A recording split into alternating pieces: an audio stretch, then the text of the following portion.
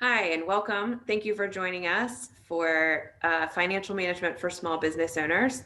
I'm Maggie Longest, Executive Director of Downtown Ashland Association, and I'm proud to host this workshop with our partners, Dominion Energy Innovation Center here in Ashland, Virginia. Today, we're lucky to be joined by Eric Glymph, CEO, owner, founder That sounds of good. Edge Business Planning. And Eric is going to walk us through these 5 key financial concepts. So, number one, financials are your scorecard. Take it away, Eric. Great. Thanks, Maggie, and welcome everybody. Looking forward to talking to you today through a few set of videos here, talking about some 5 key financial concepts. We're going to talk about financials are your scorecard, cash is king, have a plan, tax are not just once a year, and utilize federal stimulus money.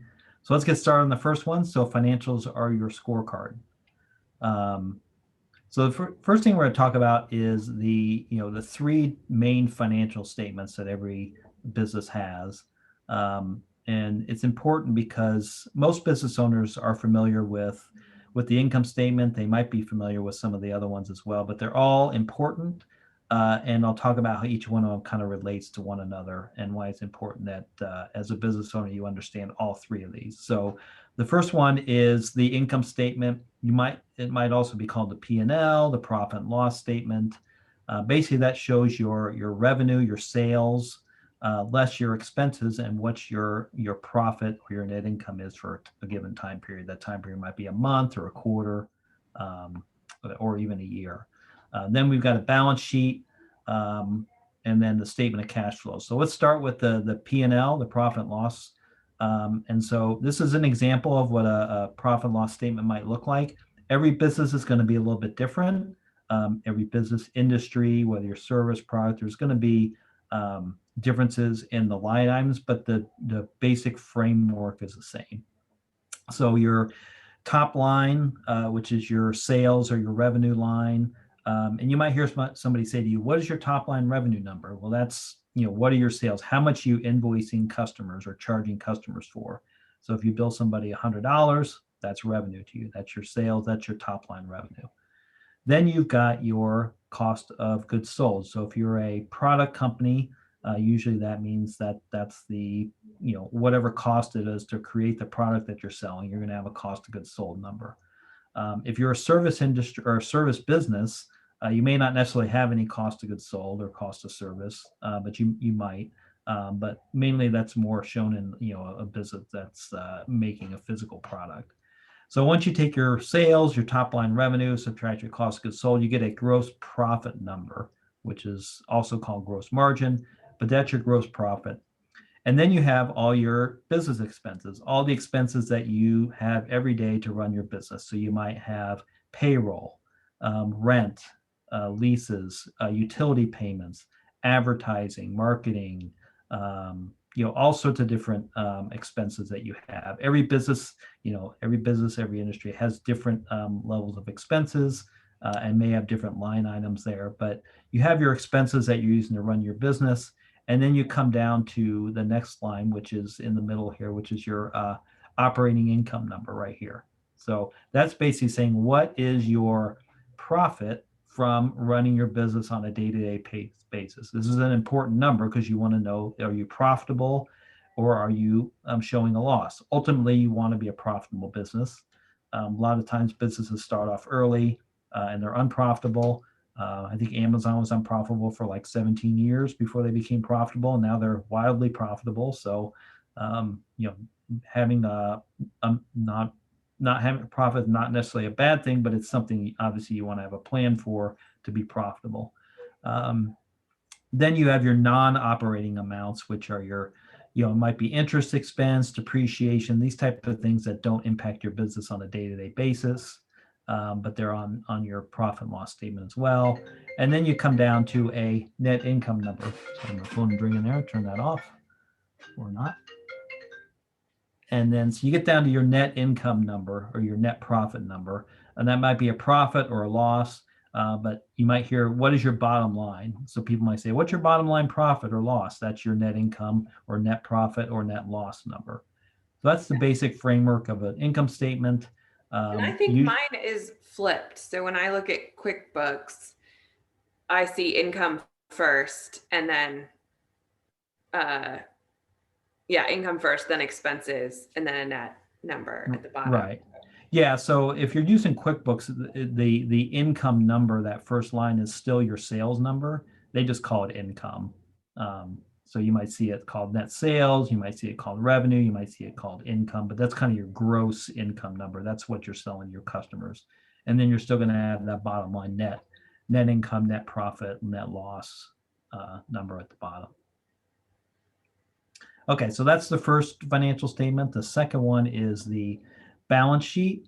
So this one, in my experience, a lot of business owners don't spend a lot of time looking at, but certainly a couple things. One, if you're going to ever need to get financing, the bank, the first thing the bank's going to ask for is your balance sheet, even before they ask for the P&L. They want to see what your assets and liabilities are. So the balance sheet is made up of three sections. One is the asset section. So that is what the company owns. So as a business owner, this is what you own. So that can be cash, accounts receivable. So if that's money that you've invoiced a customer and they haven't paid you yet, that's an asset because they're supposed to be paying you that money.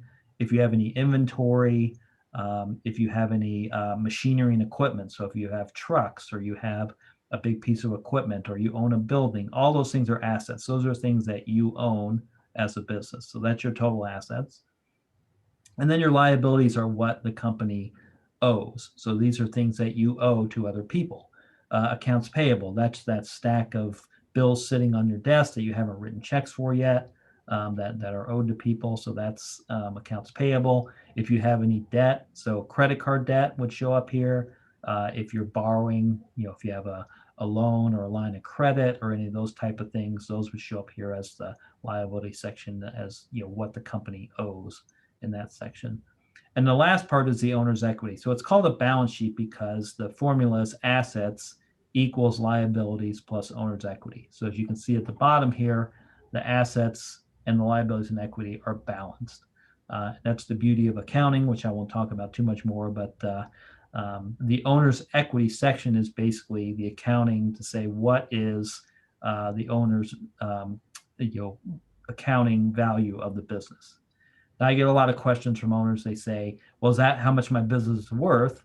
And the answer is no, because one, the business is worth what somebody's willing to pay for it on the open market. And, the owner's equity is really an accounting, so a lot of this is based on historical data. It doesn't look at future earnings and those things that might go into how you value your business. So the owner's equity isn't necessarily, hey, how much is my business worth? But it gives you an idea of what the investments you've made into the business or the money you've taken out of the business will show up as here. So that's the balance sheet. Very important to really look at, especially the asset and liability section, to know what you own and what you owe, and make sure you're on top of that. The last one is the cash flow statement. So the cash flow statement is broken up into three sections. There's the cash flow from operations, cash flow from investing, and cash flow from financing. So the cash flow from operations is really, from my perspective, the most important part because you want to show that you're generating positive cash flow from the operating your business on a day-to-day basis. So this is showing, hey, my business is running, I'm generating cash, more cash is coming in than is going out the door. So I have cash flow from operations that hopefully is positive. Now, when you're starting out, it very well might be negative, and that's why you go into the next sections where you have cash flow from investing. This is where you might be purchasing pieces of equipment, things that are going to last a long time. Maybe you buy a truck or a building, or you're buying a large piece of equipment, or even if you're selling something, a piece of equipment, that's going to show up here as cash coming in or out the door. And then the last piece is your cash flow from financing, which is right here, which is, say you're taking on additional debt, or if you're an owner, you're putting money into the business or taking money out of the business. This is cash flow from financing. So if you say, hey, I bought a truck, it cost me $10,000 and I took out a loan for $5,000 or even for $10,000, the financing part would show up down here. So that's why it's important to be able to break down your cash, because you might look at your bank statement or your bank account and go, oh, from last month to this month, my cash went up $10,000. Well, you forgot that you borrowed $15,000 from the bank and your actually cash from operations is negative 5,000. So you want to make sure you understand those different breakdowns of your cash, where your cash is coming from, because ultimately you want your cash flow from operations to be positive.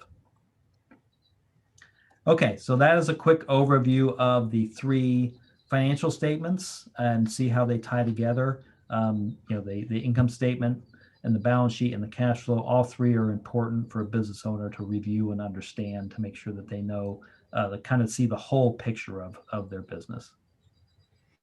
Great. Well, thank you, Eric. And we will pause here.